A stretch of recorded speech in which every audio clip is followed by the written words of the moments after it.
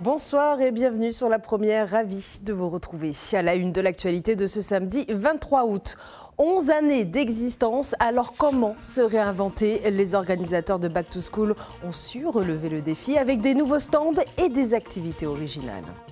Maquillés, coiffés, défilés, des jeunes lycéens ont sauté sur l'occasion de la première édition de la Tahitian Vogue pour apprendre les ficelles du métier. Cet événement met en lumière les créateurs du Fénois. Il se déroule en ce moment même dans un hôtel à Fa'a où nous rejoindrons notre journaliste. Et ce soir, dans notre rubrique dédiée à la musique, nous avons le plaisir d'accueillir un artiste qui sait conter les histoires de Polynésie.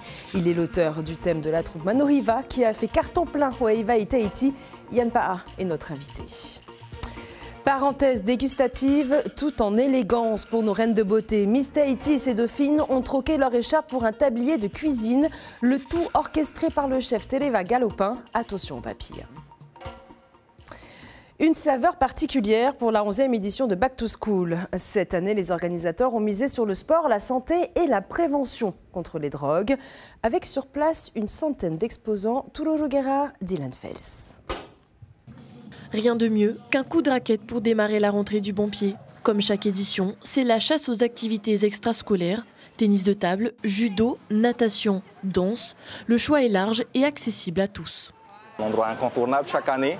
Depuis qu'ils sont nés, on passe chaque année pour pouvoir trouver une activité ou même passer la journée. Il y a pas mal de choses à faire, des activités ludiques, des goodies à gagner et ils adorent ça. Pour cette 11e édition, le sport est plus que jamais à l'honneur, mais pas que. Le salon met aussi l'accent sur la santé et le bien-être, prévention autour de la drogue, de l'alimentation ou encore de l'équilibre de vie.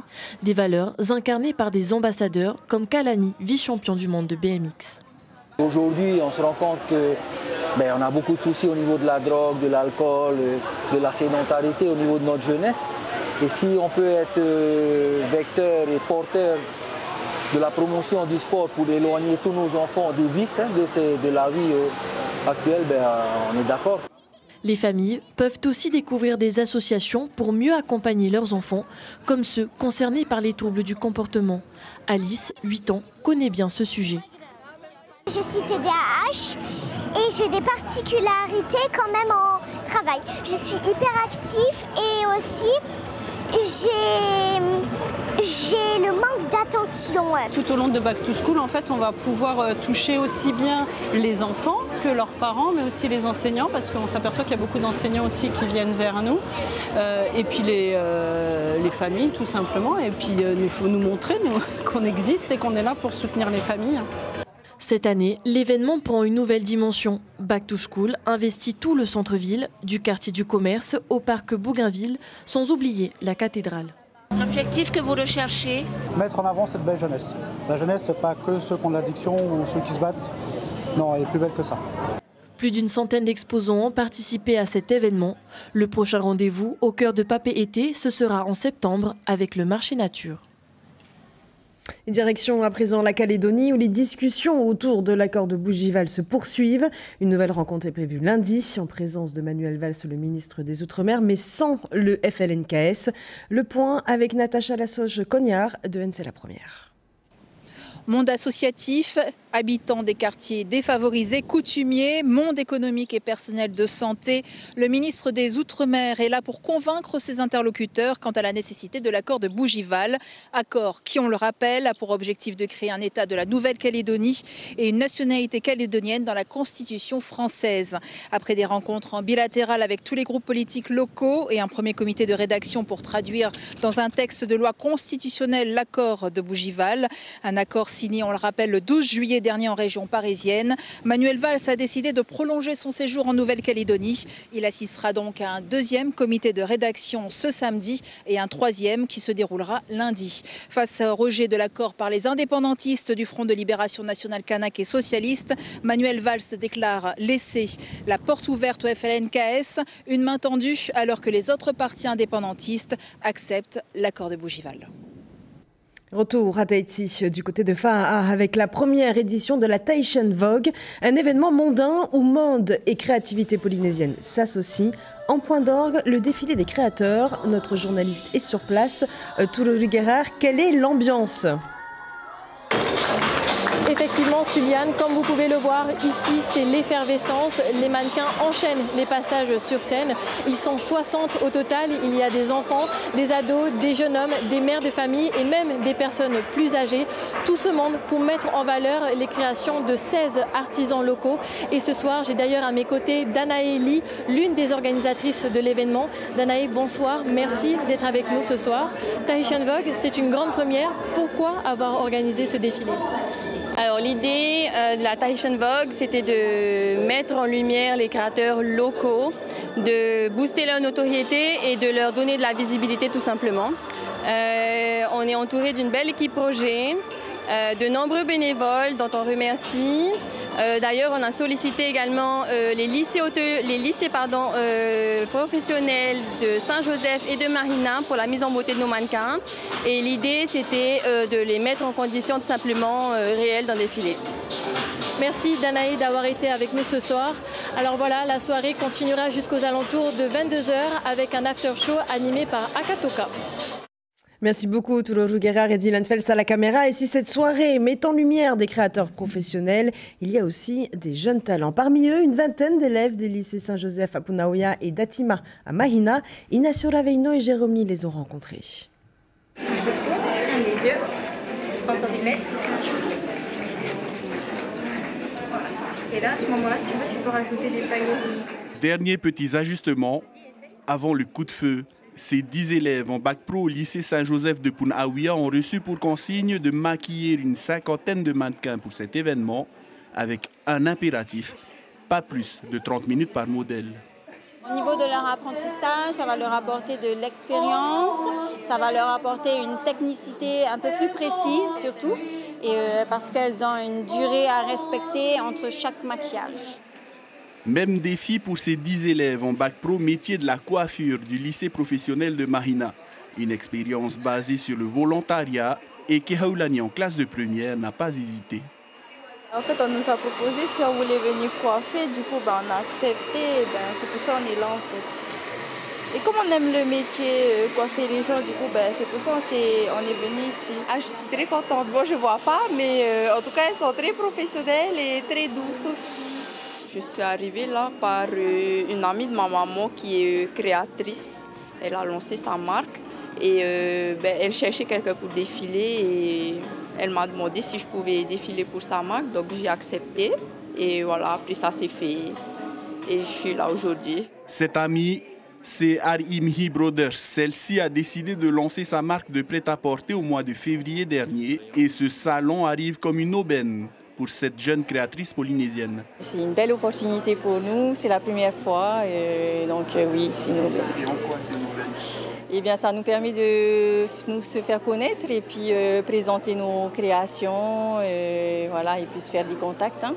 Étoffer son carnet d'adresses, c'est presque une obligation pour les 16 créateurs présents pour cette première édition de la Tahitian Vogue. Et place à présent à notre pause musicale du samedi soir, Te Hono Rahua.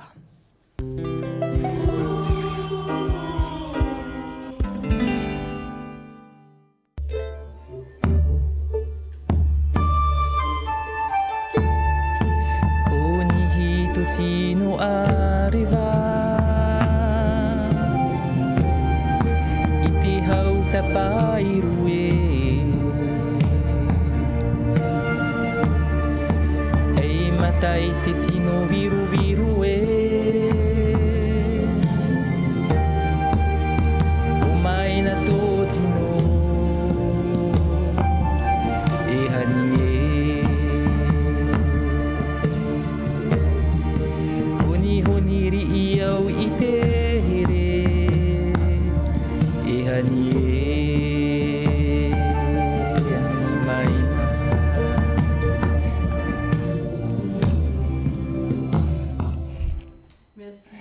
Yanpa pour cette très belle entrée en matière. Oui. Iaorana. Iaorana. Merci d'être avec nous. Alors nous venons d'entendre une chanson que vous avez écrite pour le film Reine Pomare. Quel est le titre de cette chanson et qu'est-ce qu'elle raconte? Alors, le titre de la chanson, c'est Ahani Maïna, qui a été composé par Bruno de Mougeot pour le film La dernière reine de Tahiti. Et en fait, c'est dans le scénario, c'est le moment où la reine Pomare montre son amour pour son Tahani. Et c'était justement la commande que j'ai reçue, c'était de pouvoir écrire une chanson qui illustre justement la déclaration d'amour de la reine Pomare pour son mari, justement dans le film, et qui a été chorégraphiée par Thierry Trompette des Herville avec sa troupe Hey Tahiti. Alors, conter des histoires, c'est votre spécialité. Oui. Écrire aussi. Vous avez d'ailleurs écrit le thème de Manohiva pour ce Heiva 2025, autour donc d'un thème inspiré de Tahuahi Ura, si je ne me trompe pas, qui est donc reine et guerrière, mais d'abord une mère, celle qui veillait sur son île comme on veille sur ses enfants. Vous avez d'ailleurs écrit « La terre est une mère et la mer est une terre ». Est-ce que vous pouvez nous en dire plus ? Alors, la terre est une mer et une mer est une terre. En fait, c'est justement pour résumer la pensée du Maori, qui considère justement la terre comme étant une mer, parce que Wahine est l'exemple même de cette pensée. De cette pensée tahitienne, elle est considérée comme... elle a les attraits féminins, Wahine. Elle est à la fois une matrice lorsqu'on la regarde de haut, et elle a une montagne qui a des formes féminines et qui est Tahuahi Ura, une ancienne reine guerrière de Wahine, et qui aujourd'hui est une montagne qui se trouve à Fiti. Alors comment vous avez fait pour trouver l'inspiration? Est-ce que vous êtes allé voir des anciens qui vous ont raconté l'histoire? Racontez-nous un petit peu. Alors pour tous les thèmes que j'écris, je vais à la rencontre des personnes ressources, parce que c'est important d'avoir ce témoignage de ces personnes ressources, justement pour appuyer les faits qui seront relatés dans le thème, et ces personnes ressources, donc les témoignages que je reçois, je les renforce avec les ressources livresques qui sont du pays, qui viennent justement compléter et qui alimentent en quelque sorte le thème. Parce que le thème, ce n'est pas uniquement d'écrire l'histoire, mais c'est également de étayer en fait ce qu'il y a de bon dans l'histoire. Et le plus important lorsque je rédige un thème, c'est le message ou la leçon de vie qu'on peut tirer de ces thèmes, parce qu'en fait nos histoires, ce n'est pas uniquement des histoires, mais c'est également une leçon de vie pour nous, pour le bien de la société. Alors vous êtes allé à Wahine avec la troupe Manohiva. Comment justement les habitants de Wahine ont reçu ce spectacle, ce thème que vous avez écrit? Pour cette année, ça a été exceptionnel, parce que Manohiva a participé en 2023. Cette année, en 2025, je dirais que ça a été exceptionnel parce que il y a eu ce lien, cette connexion avec l'île de Wahine dès le départ. On a voulu imprégner la troupe, donc il y a eu des rencontres avec la population de l'île, différentes rencontres, il y a eu des visites sur les sites, parce que c'est important pour les jeunes, pour la troupe de pouvoir ressentir en fait le thème, parce que lors de la soirée de Heiva, il faut que la population soit également prise par le thème. Nous avons été très très bien reçus, très bien accueillis par la population de Wahine, qui c'est une fierté pour Wahine de voir une des histoires de son île être valorisée sur Toata. Mais il y a également cette fierté parce que ce sont des enfants de l'île. Moi-même qui suis un enfant de l'île de Wahine, et la majeure partie de Manohiva sont issus des lignées de Wahine. Donc il y a eu réellement cette fierté. Et la différence, c'est que lorsque tu appartiens à cette île ou à une autre île, le ressenti est différent parce qu'on est imprégné et on est au cœur, en fait, on est dans le cœur de ce thème-là. Donc il y a une sacrée différence au niveau des émotions. Alors vous contez les histoires de la Polynésie, mais vous souhaitez aussi compter les histoires de vie de quartier. Vous avez un projet, un livre, Vie de quartier, des petites anecdotes donc de vie de quartier dans un style local. Pourquoi justement ce livre et quand est-ce qu'on pourra le voir? Alors ce projet d'écriture de livres, je l'avais envisagé depuis l'année dernière. Malheureusement, avec les projets que j'ai à côté, j'ai dû mettre en stand-by. Mais c'est toujours un projet qui est en cours. À savoir qu'à côté, en 2023, j'avais créé une page, donc Vie de quartier, qui vient justement relater le quotidien de vie de quartier que moi-même j'ai vécu dans un quartier, dans un style littéraire local. Au niveau de l'écriture, j'ai tendance à retranscrire justement le parler tahitien. Et voilà, ce sont des histoires que j'ai vécues dans mon enfance, avec les anecdotes de la voisine, des tantes, les jeux d'enfants. Ce qui est important en fait dans ce style d'écriture, pourquoi ? Parce que c'est pour faciliter la compréhension et c'est pour aussi donner envie aux personnes de lire, parce que voilà, c'est simple et elle se reconnaît, cette personne. Donc aujourd'hui, cette page, elle a à peu près 17 000 ou 18 000 followers. Et qui mérite justement l'édition d'un livre que je souhaite réellement publier prochainement. On espère aussi le voir prochainement. Merci Yann Paha. Oui. Vous restez avec nous, on vous retrouvera à la fin de cette édition. C'est ainsi que se referme notre page Te Hono Rahua.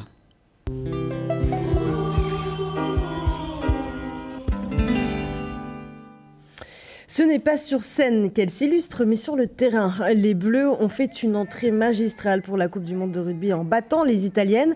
À l'occasion de ce mondial, la Fédération tahitienne a décidé de mettre à l'honneur les femmes dans le cadre d'une journée spéciale au stade Fautaua, avec cet espoir d'attirer les Polynésiennes pour les Jeux du Pacifique 2027. La présidente de la commission féminine au sein de la Fédération de rugby tahitienne répond à Théophane Tereitua et Jérôme Lee. Alors, les avantages des Tahitiennes, c'est qu'elles sont vraiment coriaces. Donc, on a cette volonté d'y aller, mais on a encore un peu de difficultés au niveau du jeu. C'est vraiment compliqué de faire venir les Tahitiennes parce qu'elles ont une vision du rugby autrement par rapport à celles qui pratiquent déjà. Pour certains, c'est un sport assez dangereux où le rugby n'est pas fait pour les femmes.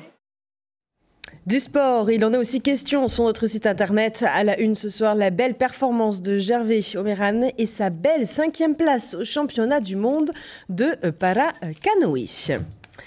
Les plus belles filles du Fénois au fourneau et des recettes 100% locales. Quel meilleur programme pour un samedi. Miss Tahiti et ses dauphines ont été les élèves d'un jour du chef Tereva Galopin au menu du fait maison et un moment de cohésion. Reportage Lucille Guichet, Théva Ribé. C'est délicieux. Ce sont des gastronomes pas comme les autres. Miss Tahiti et ses dauphines viennent apprendre à sublimer les produits locaux. Un atelier cuisine aux côtés du chef Tereva Galopin. Au menu, houmous de mapé, thon et foie gras en brioche, et soufflé chocolat et autera pour le dessert, et même si l'on est Miss. 63. On a le droit, mais il faut savoir doser, il ne faut pas se priver, parce qu'après, c'est pas bon non plus, mais il faut savoir faire attention et se restreindre de temps en temps, vraiment de temps en temps, se faire plaisir. Tereva Galopin, chef passionné, fervent défenseur du fait maison et du consommé local, propose des ateliers cuisine chaque mois. Du produit à l'assiette, l'important est de transmettre sa passion du goût. Je prends le surplus, j'appuie, je prends mon pouce, je prends le dessus, j'appuie. Et je fais le tour. Et je ferme comme ça. C'est surtout sensibiliser à nos produits, sensibiliser au marché aussi, c'est d'aller au marché le dimanche.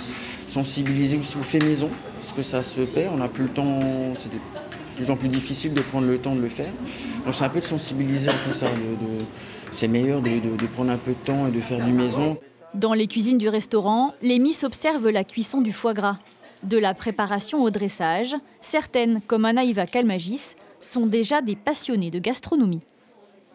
Plein de petites techniques qui nous apprennent qui sont vraiment sympas, notamment pour le houmous, la façon de faire pour le autera et tout, etc. C'est vraiment très sympa. Donc oui, j'ai appris plein de choses et je suis contente. Petite astuce, c'est de taper sur la table et on entend ce petit bruit-là et on coupe en deux avec les 2 pouces et on verse. On a moins de risques d'avoir des coquilles. Ici, c'est un mélange des saveurs. Le thon se marie au foie gras, le mapé au pois chiche et le chocolat avec le autera. Au moment de passer à table, les parfums de l'enfance font l'unanimité. Ça se marie, mais trop bien. Sucré salé, c'est vraiment décorer un petit peu ce que vous avez. Le résultat est là, on a vu les assiettes sont bien décorées, elles sont bien faites et apparemment elles aiment.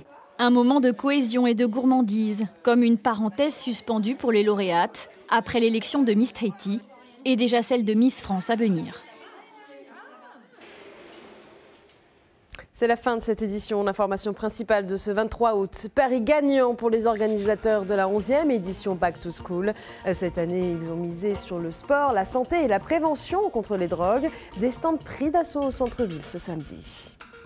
Tout de suite sur la première, votre feuilleton Amour parfait suivi de nouveaux épisodes de la série Petra.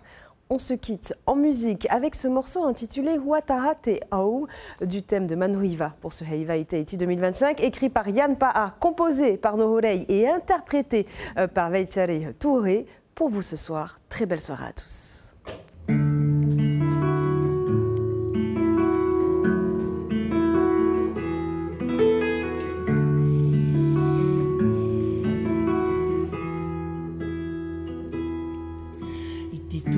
I o te moa tō uhi ora a te era au te raitua o te whenua ma te tari te vera o te mahana tahiri mai rā te haumoe nā te moetai tauahi te whenua i te maru o te ruahine te maru o te ruahine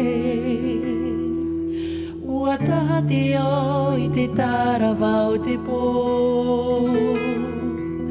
Hani hani te maru ura i a taua i reira Mai te rima tauahi o te metua wahine I te tama I te hupe o te rui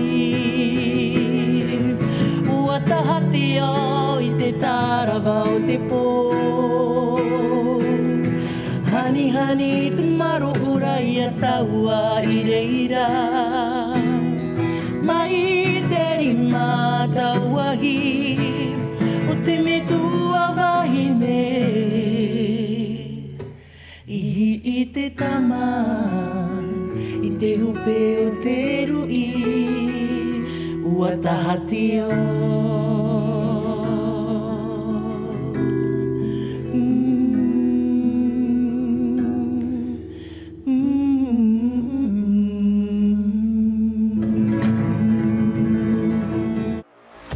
Retrouvez toute l'info sur WhatsApp en scannant notre QR code.